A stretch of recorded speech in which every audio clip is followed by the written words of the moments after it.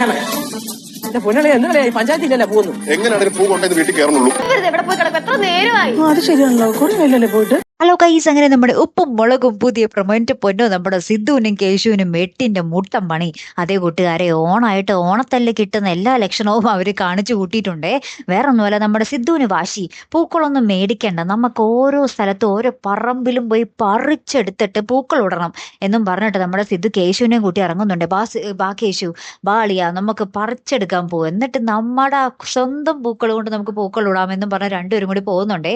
അപ്പൊ ലച്ചു പറയുന്നുണ്ട് കുറച്ച് ബുദ്ധിമുട്ടുള്ള പണിയാണ് എന്ന് പറയുന്നുണ്ട് കേട്ടോ. ലാസ്റ്റ് ഇവർ രണ്ടും കൽപ്പിച്ച് ഇറങ്ങുകയാണ്.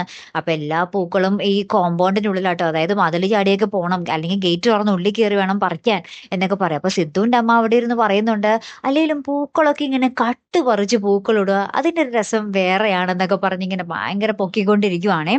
അപ്പോഴേക്കും നമ്മുടെ കേശു ഒരു വീടിനുള്ളിൽ കുറച്ച് പൂക്കൾ കാണും, അതപ്പം മതലിയാടി വേണം പറിക്കാൻ കേട്ടോ.